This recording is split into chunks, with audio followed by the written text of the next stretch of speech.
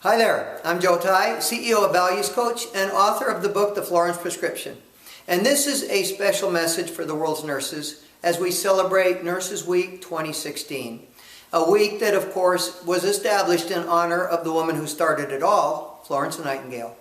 And I want to start by reading you a sentence from the book, Florence Nightingale Today, Healing Leadership, Global Action by Barbara Dossi and colleagues. And here's what they say. Nightingale's enduring legacy is socially relevant because the profession of nursing shows signs of losing its soul. It is in crisis. Those are very powerful words, but you know, when you hear things like bullying and incivility in the workplace, nurses eat their young, lateral violence, we really have to remember what brought us into these professions of healing and healthcare. And you know, nobody ever faced a greater crisis than did Florence Nightingale and the 38 nurses that she took to the Scutari Barrack Hospital in 1854 in the middle of the Crimean War. She walked into that place, she wrote a letter home and said, "This place is the kingdom of hell."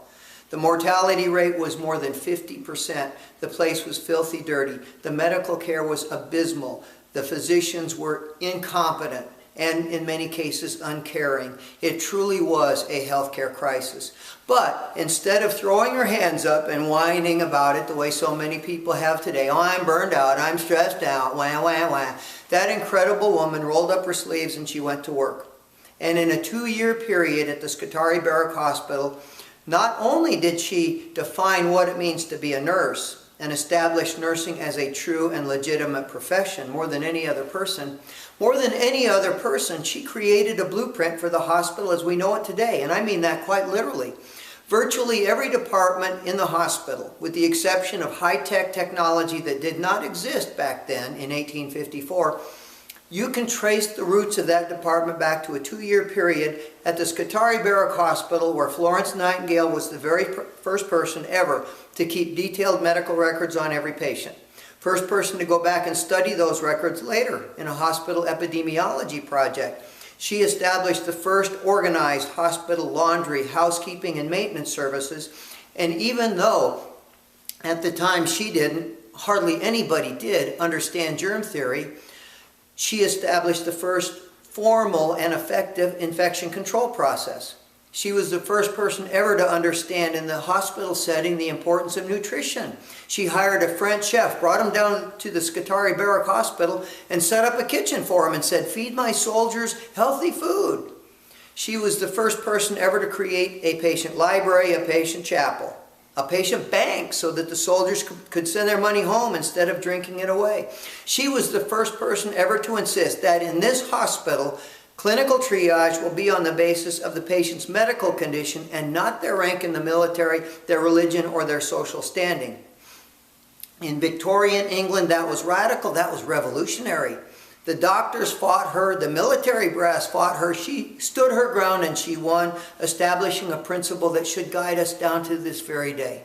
In the middle of a healthcare crisis, in a 2-year period, Florence Nightingale established your profession and created a blueprint for the hospital as we know it today. And by the end of the Scutari Barrack Hospital, when it shut down after the war, the mortality rate was well under 10%. The soldiers were well cared for. In fact, 50 years later, when Florence died, her coffin was escorted by octogenarian veterans of that war who, they did not remember the generals who led them into combat, but they did remember the lady with the lamp, the woman who cared so much for them, the woman who has influenced our profession ever since. Let me wrap up with another comment from a book. This is the masterful biography of Florence Nightingale by Mark Bostridge. And here's what he said.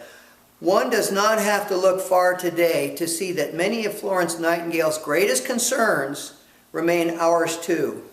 News stories continually surface revealing deep-seated problems in healthcare that she would have certainly recognized and which would have alarmed and exercised her."